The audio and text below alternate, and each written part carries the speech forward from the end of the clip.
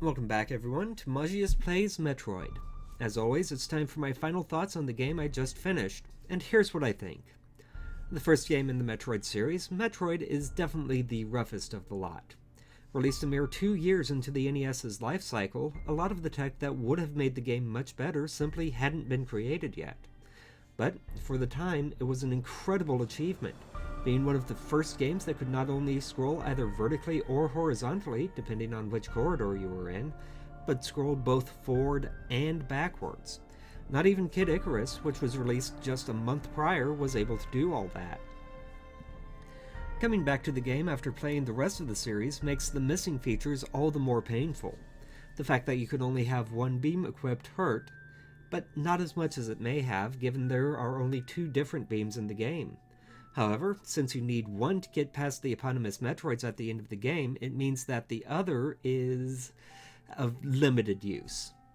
As well, without a map system like the one found in Super Metroid, it's a lot easier to get lost or think you're somewhere you're not, something exacerbated by the fact that due to the memory restrictions that many NES games had, many of the rooms were identical to each other. While the world design is overall pretty solid, there are a lot of things that can just kill your enjoyment of the game. For example, let's look at getting the ice beam early. There are 2 rooms that are otherwise identical rooms separated by just a short corridor between them. One will take you down an easily navigable shaft to the ice beam, while the other will drop you into a nearly empty shaft with a bunch of enemies flying across it. Neither can be found easily without a map or just bombing everywhere you can. And if you don't know which is which, you've just got a 50-50 chance of hitting a trap that is very difficult to get out of, especially if you don't already have the ice beam. The Various suit is a similar case. If you don't already know where to get it, you'll never find it in a standard playthrough. And even knowing where it is, the intended way of getting it means ducking into a much more difficult area, grabbing the high jump boots, then making your way back to the room to jump up and get it. As I showed in my playthrough of the game, you can get to it early by using the ice beam and freezing the enemy there, but that's clearly not the intended way to do it. However, I do suggest going that route because it makes the difficulty of the game much more manageable, and makes for a funner game. Finally, we have Mother Brain.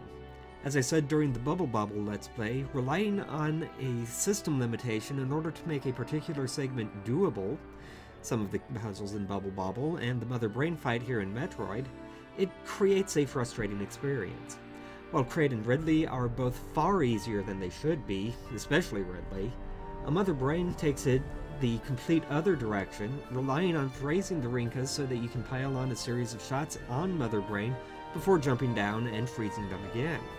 If you don't do that, it's nigh impossible to get in the shots you need to win the game. But there was something about it that caught the imaginations of fans at the time. It's not hard to see what that was.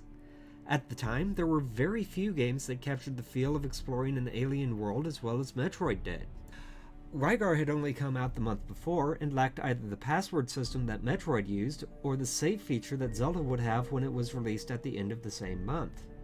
The skill required to avoid enemies and collect energy and missile refills, alongside the collection of various upgrades throughout the world, made it a rather unique endeavor to undertake. So, while I cannot recommend it to new players due to the level of difficulty and how difficult it is to find some upgrades, particularly upgrades that are near essential to the completion of the game, I can suggest it if you're interested in going back and seeing one of the biggest innovations of the time. This is still a fun game to play through. Just be prepared for a brutally hard game when you do go back to play it.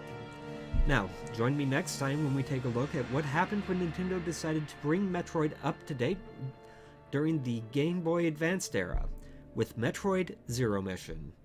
Until then, Magius out.